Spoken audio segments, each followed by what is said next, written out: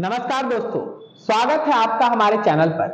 आज की यह वीडियो उन सभी दोस्तों के लिए है जो क्रिप्टो करेंसी के बारे में कुछ भी नहीं जानते, एकदम अनभिज्ञ हैं, जस्ट उनको जानने का एक उत्सुकता है, या बस वो ऐसे सोच लीजिए कि वो क्रिप्टो करेंसी का नाम सुन के रखे हैं। ये वीडियो एक्चुअली बिगिनर्स के लिए है जो क्रिप्टो करेंसी में कुछ जानना चाहते हैं, कुछ उसमें समझना चाहते हैं। आज हम आपको शुरुआत से लेकर एडवांस तक बिल्कुल आसान भाषा में पूरी जानकारी देने का प्रयास करेंगे। इसे किसी भी तरह का आप सलाह ना समझे, ना ही आपको ये निवेश करने के लिए प्रेरित करने के लिए बनाया गया कोई एक वीडियो है। ये जस्ट एक इंफॉर्मेशन पर्पस से बनाया गया एक वीडियो है। हम सिर्फ पूरी तस्वीर आपके सामने रखेंगे ताकि आप एक जागरूक निर्णय ले सके। तो चलिए शुरू करते हैं।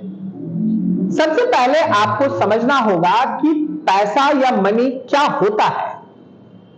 दोस्तों, मूल रूप से पैसा वो माध्यम है जिससे हम किसी वस्तु या सेवा का मूल्य चुकाते हैं। यह लेन देन को आसान बनाने का एक जरिया है, बजाय इसके कि हम सीधे वस्तुओं का आदान प्रदान करें। कोई स्टूडेंट मेरे पास पढ़ने आता है, वो है ना फीस के जगह पर कोई चीज हमको दे। ये पहले के जमाने में होता था, लेकिन अब माहौल वैसा नहीं है। तो इन सब चीजों के लेन देन को आसान बनाने के लिए मनी का कंसेप्ट समाज में आया। अब आप इस मनी के डिफरेंट फॉर्म्स को समझने का प्रयास करें। करेंसी या इंडिया में बात करें तो रुपीस है। ये हर देश का अपना एक लीगल मनी होता है। जैसे भारत के लिए रुपीस है, इसे भारत सरकार और आरबीआई जारी करती है। इसका फिजिकल फॉर्म नोट या सिक्के हैं, और डिजिटल फॉर्म में अगर आप बात कीजिए तो यूपीआई है, बैंक ट्रांसफर, ये सब है। आपने हर नोट्स पे देखा होगा, हर नोट पे, चाहे वो 10 रुपए का नोट हो, 5 रुपए का नोट हो, 50 रुपए का नोट हो या 500 का नोट हो, 1000 2000 तो अब आप समझ ही रहे हैं, 1000 तो कभी है भी, 2000 तो दिखेगा ही नहीं है सब। आरबीआई गवर्नर का उस पर एक साइन होता है और उसमें यह बकायदा लिखा होता है कि मैं धारक को जितने का नोट है उतना रुपीस पे करने का प्रॉमिस करता हूं, वादा करता हूं। इट मींस कि Indian government taking responsibility to pay that person जिसके पास ये नोट होगा। अब आप थोड़ा इससे आगे आके हम लोग है ना एक दूसरे तरीके मनी की प्रिंट के बारे में समझे हैं, जिसको हम लोग चेक पेमेंट कहते हैं। चेक पेमेंट भी एक कागज का एक ऑर्डर ही है जो आप बैंक को देते हैं, और ये उसको इंस्ट्रक्शन देते हैं कि इतने अमाउंट को सीधा फिजिकली या फिर फिजिकली मतलब कैश में आप किसी को दिलवा सकते हैं, या फिर बैंक टू बैंक ट्रांसफर करा सकते हैं। यह भी मनी ट्रांसफर का एक मेथड है। जिसे भी आपने चेक दिया होता है उसके पास एक तरह का यह अथॉरिटी होता है, या आपने उसको अधिकार दिया है कि वो आपके अकाउंट से इतना पैसा अपने अकाउंट में या कैश में निकाल सकता है। आगे बढ़ते हैं, डिमांड ड्राफ्ट को समझने का प्रयास करते हैं। यह चेक के जैसा ही है, लेकिन इसे बैंक स्वयं जारी करता है। आप बैंक को पहले ही नगद या अपने खाते से पैसे दे चुके होते हैं, और बैंक फिर उसके बाद बैंक ड्राफ्ट जारी करता है। यह ज्यादा सुरक्षित माना जाता है क्योंकि इसमें धनराशि पहले से बैंक के पास सुरक्षित होती है, वो आपका पैसा वहां रखा रहता है। लेकिन इन सभी फॉर्म ऑफ मनी में एक चीज कॉमन है, और वो है कि यह सब गवर्नमेंट के कंट्रोल में होता है। और जब भी कोई सरकार और पैसा प्रिंट करती है तो हमारे पैसे का जो वैल्यू है वो उस समय घट जाता है, डिटोरिएट कर जाता है। मतलब इसका क्या है? क्या 100 रुपए उस समय 100 रुपए नहीं रहेगा? नहीं, ऐसी तो बात नहीं है। बिल्कुल, थोड़ा इसको समझना पड़ेगा। चलिए इसको समझते हैं। आपने 5 साल पहले 10 रुपए में 2 समोसे या मान लीजिए 6 गोलगप्पे खाए होंगे, लेकिन आज उसी 10 रुपए में क्या आपको वही चीज और उतने ही क्वांटिटी में मिलता है? सोचिए जरा, आंसर शायद नहीं ही होगा। तो अब बताइए, अगर आपके 10 रुपए का हम हिसाब लगाएं तो क्या 10 रुपए का वैल्यू इतने समय के बाद बढ़ा है या घट गया है? ऑब्वियसली घट गया है। नोट वही है 10 का ही, बट उसका परचेज करने का जो पावर है वो घट गया है। टेक्निकली आप इसी को इन्फ्लेशन कहते हैं या महंगाई कहते हैं। मतलब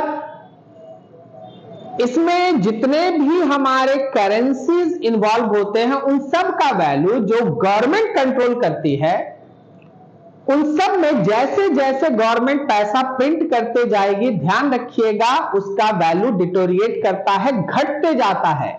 नोट वही रहता है लेकिन परचेजिंग पावर कम होते जाता है। अब आइए इन सब से अलग हम जानते हैं क्रिप्टो करेंसी के बारे में। क्रिप्टो करेंसी, जो दूसरा नाम लगभग सब कोई बिटकॉइन के नाम से जानता है, यह पूरी तरह से डिजिटल और डिसेंट्रलाइज मुद्रा है। इस पर किसी बैंक या सरकार का नियंत्रण नहीं होता। यह ब्लॉकचेन नामक तकनीक पर काम करती है और इसका मूल्य बाजार में मांग और सप्लाई पर निर्भर करता है। तो इसे थोड़ा अगर आप देखने का प्रयास करेंगे तो यह हमारे रुपीज या किसी यूएस के डॉलर की तरह स्टेबल कॉइन नहीं है, यह थोड़ा अनस्टेबल होता है। मतलब इसके प्राइस में आपको सडन इंक्रीज या डिक्रीज देखने को मिल सकता है, और यह इसलिए होता है क्योंकि डिमांड और सप्लाई के ऊपर इसका फ्लक्चुएशन ऑफ प्राइस होता है। चलिए आगे बढ़ते हैं। सबसे पहले एक बुनियादी सवाल, आखिर ये क्रिप्टो करेंसी है क्या? सीधे शब्दों में अगर कहें तो क्रिप्टो करेंसी एक डिजिटल या वर्चुअल करेंसी है, यानी इसका कोई फिजिकल फॉर्म नहीं है। आप इसको एक 100 रुपीज नोट की तरह हाथ से पकड़ नहीं सकते, टच नहीं कर सकते। आप इसे बस कंप्यूटर में एक नेटवर्क के अंदर ये मौजूद रख सकते हैं। आप इसको हार्ड ड्राइव में, सॉफ्ट ड्राइव में या फिर कहीं और स्टोर करके रख सकते हैं। आप इसको टच नहीं कर सकते। बट इसकी कुछ खास बातें हैं। सबसे पहला, डिसेंट्रलाइजेशन। क्रिप्टो करेंसी का डिसेंट्रलाइज्ड होने का मतलब है कि यह किसी एक अथॉरिटी से, जैसे सरकार बोलिए या फिर कोई और बैंक बोल लीजिए, इसके नियंत्रण में नहीं चलती। ट्रेडिशनल मनी, जिसको आप रुपए कहते हैं, छापने और उसके लेन देन के नियंत्रण पर इन संस्थाओं का अधिकार होता है। इसके विपरीत क्रिप्टो करेंसी एक सार्वजनिक डिजिटल लेजर पर चलती है, जो दुनिया भर के हजारों लाखों कंप्यूटर के नेटवर्क में बटी होती है, जिन्हें हम माइनर्स कहते हैं। इस नेटवर्क का अरेंजमेंट सामूहिक रूप से उपभोक्ताओं द्वारा किया जाता है, जिससे यह एक पारदर्शी, सुरक्षित और एक संस्था के नियंत्रण से मुक्त रहती है। यही इसका सबसे इंपॉर्टेंट एडवांटेज मान लीजिए आप। क्रिप्टो करेंसी ये क्रिप्टोग्राफी के ऊपर आधारित होता है, इसलिए इसे क्रिप्टो करेंसी नाम दिया गया है। यह एक कॉम्प्लेक्स मैथ्स और कोड्स पर आधारित होता है, जिससे इसे हैक करना या इसके नकली सिक्के बनाना लगभग नामुमकिन हो जाता है। यह एक्चुअली ब्लॉकचेन टेक्नोलॉजी के ऊपर बेस्ड है। यह एक तरह से आप बोल लीजिए कि क्रिप्टो करेंसी की रीढ़ है। इसे एक डिजिटल लेजर या हिसाब किताब की बही खाता के रूप में आप समझ सकते हैं। हर लेन देन, जो भी ट्रांजैक्शन होता है, उसका रिकॉर्ड इसी बही खाते में दर्ज होता है। यह रिकॉर्ड दुनिया भर के हजारों कंप्यूटर्स के अंदर फैला होता है, जिसे कि मैंने पहले भी आपको बताया, उनको हम लोग माइनर्स कहते हैं। इसलिए इसे बदलना या छुपाना बहुत ही मुश्किल है। हर ट्रांजैक्शन पारदर्शी और स्थायी होता है, उसे आप चेंज नहीं कर सकते, और यही इसको सबसे सेफ और बाकी सारे करेंसी से अलग बनाता है। आगे बढ़ते हैं। आखिर इस क्रिप्टो करेंसी का इतिहास क्या है? यह सब कैसे शुरू हुआ? एक्चुअली 2008 में ग्लोबल फाइनेंशियल क्राइसिस आया था, आप लोगों को शायद याद हो, जब लोगों का बैंकों और सरकारी विभागों के ऊपर से एक तरह से भरोसा उठ गया था। ठीक उसी समय एक रहस्यमयी व्यक्ति बोलिए या समूह, यह कोई नहीं जानता, सतोशी नाकामोतो ने एक रिसर्च पेपर प्रकाशित किया, जिसमें एक डिजिटल डिसेंट्रलाइज करेंसी के आइडिया का प्रस्ताव था। इसके ठीक एक साल के बाद 2009 में बिटकॉइन नाम की दुनिया की पहली क्रिप्टो करेंसी लॉन्च हुई। शुरुआत में इसकी कीमत लगभग 0 थी। आज एक बिटकॉइन की कीमत अप्रॉक्सीमेटली 1 करोड़ के आसपास है। बिटकॉइन ने ही एक नई आर्थिक क्रांति की शुरुआत की है। अब हम लोग समझते हैं कि यह क्रिप्टो करेंसी काम कैसे करता है। मान लीजिए आपको अपने दोस्त को एक बिटकॉइन भेजना है, आप चाहते हैं किसी को एक बिटकॉइन के रूप में पेमेंट करना। आप एक डिजिटल वैलेट जिससे कि ये ट्रांजैक्शन का शुरुआत होगा, आप उस डिजिटल वैलेट से 1 बिटकॉइन सेंड करते हैं। यह ट्रांजैक्शन एक ब्लॉक के रूप में जमा हो जाता है। यह ब्लॉक नेटवर्क में मौजूद कंप्यूटरों, जिनको हम लोग फिर से बोलेंगे, जिनको हम लोग माइनर्स कहते हैं, उनके पास जाता है। माइनर्स अपने शक्तिशाली कंप्यूटर से एक कॉम्प्लेक्स मैथमेटिकल पजल्स को सॉल्व करके इस ट्रांजिशन को वेरीफाई करते हैं। यह प्रक्रिया बहुत ही जटिल और इलेक्ट्रिसिटी का बहुत यूज कंजम्पशन करने वाली होती है। जो माइनर सबसे पहले पजल सॉल्व करता है उसे नए बिटकॉइन इनाम में मिलते हैं। यही किसी नए बिटकॉइन को बनाने का एक तरीका है। एक बार वेरीफाई होने के बाद यह ट्रांजैक्शन ब्लॉकचेन से जुड़ जाता है, और एक बार यह ट्रांजैक्शन ब्लॉकचेन से जुड़ गया तो फिर उसे आप चेंज नहीं कर सकते, जो इसको यूनिक भी बनाता है। अब यह स्थायी रूप से रिकॉर्ड बन जाता है। आपके दोस्त के वैलेट में एक बिटकॉइन पहुंच जाता है। यही पूरी प्रक्रिया डिसेंट्रलाइज्ड है, यानी इसमें किसी भी बैंक की जरूरत आपको नहीं पड़ती। अब दोस्तों, डिस्कशन आगे बढ़ाते हुए हम लोग देखते हैं कि इंपॉर्टेंट क्रिप्टो करेंसी कौन कौन से हैं।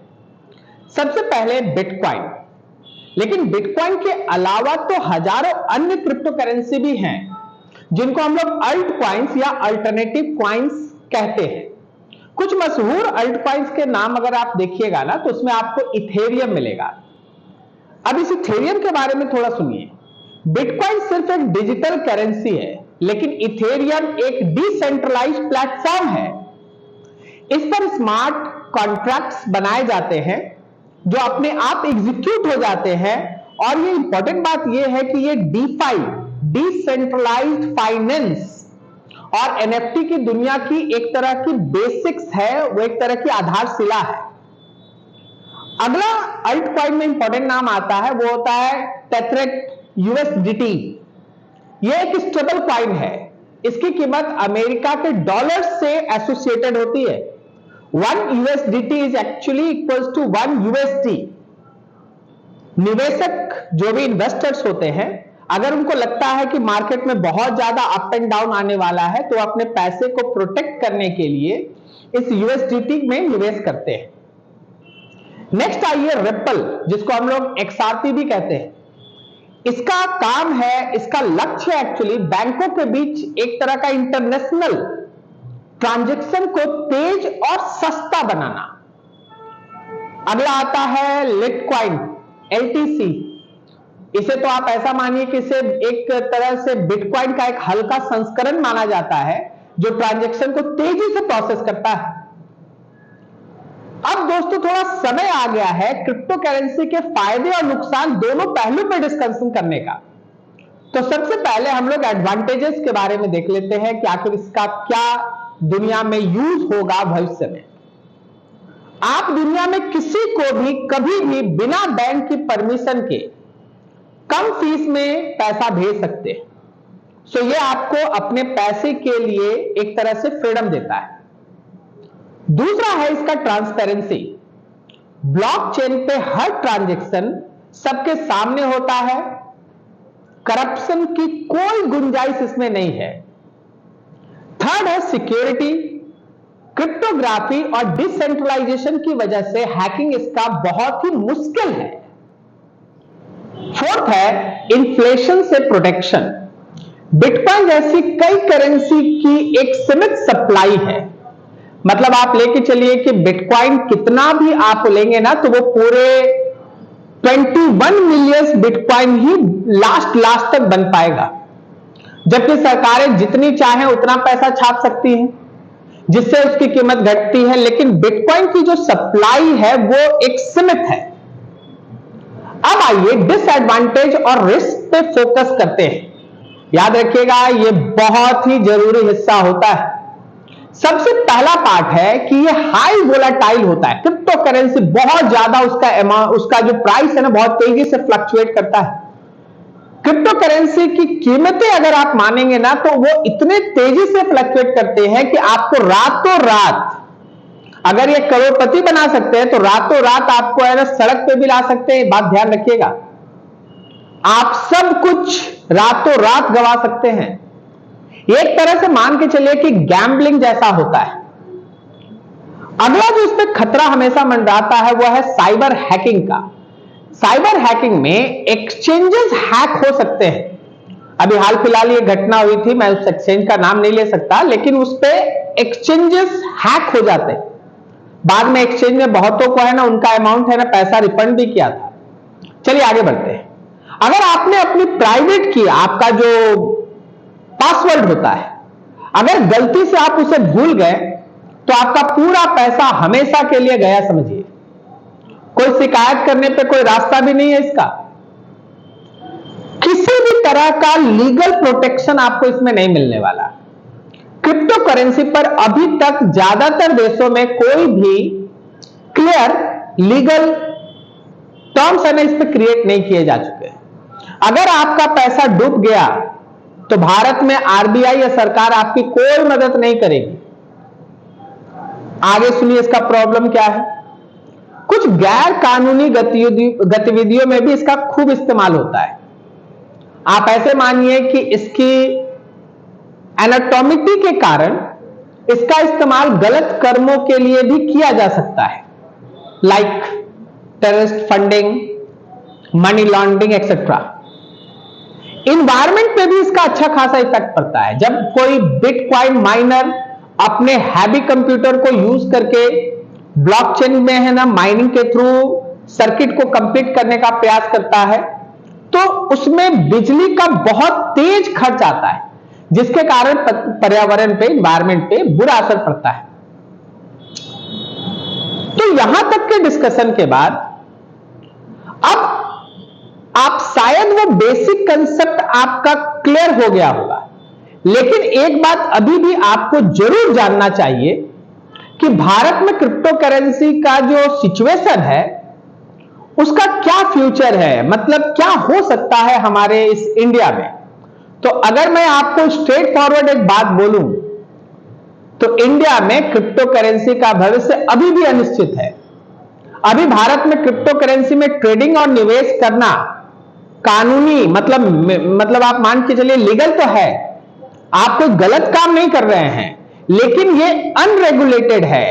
भारतीय सरकार क्रिप्टो करेंसी पे 30% का टैक्स और 1% टीडीएस लगा के रखी है। इसका मतलब सरकार ने इसे मान्यता तो दे दी है, लेकिन ये टैक्स दर बहुत ज्यादा है। भविष्य में भारत की अपनी डिजिटल करेंसी, डिजिटल रुपीस आने की संभावना है। यह एक और अच्छी बात होगी उनके लिए जो लोग डिजिटल करेंसी में इन्वेस्ट करना चाहते हैं। तो फिर आपके लिए इन सारे डिस्कशन का फिर क्या मतलब बनता है, चलिए इसको कंक्लूड करते हैं। दोस्तों, क्रिप्टो करेंसी और ब्लॉकचेन टेक्नोलॉजी निस्संदेह भविष्य की तकनीक है। जैसे इंटरनेट को आज से आदमी 90 के दशक में देखता था, उसी तरह आज इस क्रिप्टो करेंसी को आदमी देखता है।